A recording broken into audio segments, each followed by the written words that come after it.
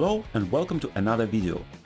Here we will discuss how to install Exchange server, but this time we will install it right on a DC, Active Directory Domain Controller. In our previous video, we've already mentioned that it is not recommended to install Exchange server and DC server on the same machine, but we also mentioned that it can be done in case we are talking about small organization and small amount of users. This time we will do it as fast as possible to compensate for the huge length of our previous video. The first thing that we will do, we will install IIS. And again, our server will be handling three main tasks, three main roles. Client access role to manage communications with clients, hub transport role to deliver emails, and mailbox role to store emails on a hard drive. Next, we will open Windows PowerShell, then we will go to Microsoft website, take this command and copy it to Windows PowerShell. This command will install all the prerequisites for us. Right now we are doing all the same things that we were doing in our previous video. We can see that meanwhile IIS finished its installation. That is good. Now let's go back to PowerShell.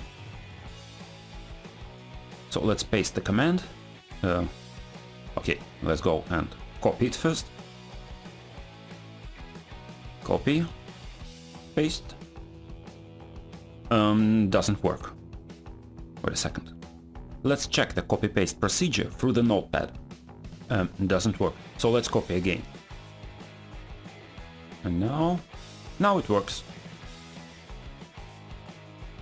So we paste it here and we press enter. And we see the error message that by now is extremely familiar to us. So we import Server Manager module in our PowerShell. This module should contain this add Windows feature command.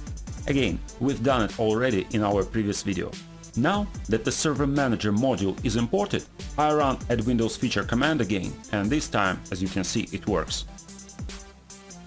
Also, I have already downloaded a program that the server already asked for. Some filter pack or something like this. Let's find it on our hard drive. I'm not quite sure where I put it. Somewhere here, I guess. Oops, not enough time. All the features were installed and computer automatically restarted.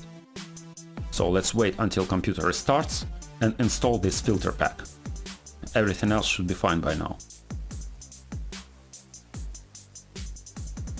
Let me remind you that on Microsoft website you can get all the information about all the prerequisites that you need to install Exchange server. Here in the prerequisites you can see this Microsoft filter pack. I do not know what is this, but it wants it, it gets it, no problem.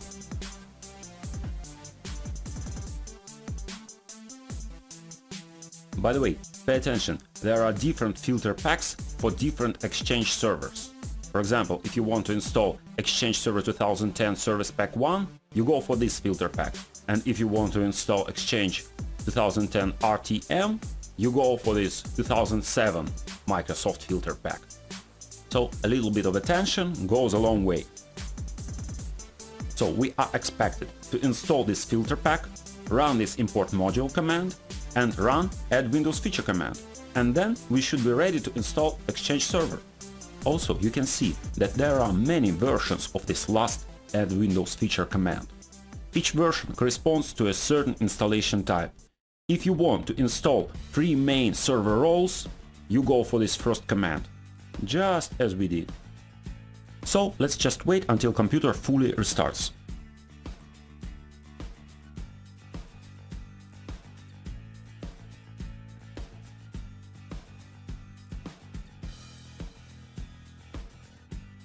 So, computer is ready.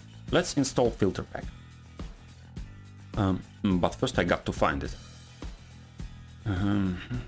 Exchange 2010. Here, updates. Here it is. So, let's install it.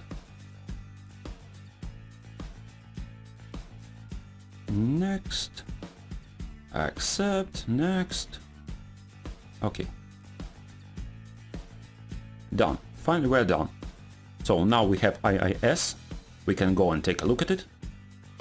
we will see a lot of roles there. See, a lot of boxes are checked.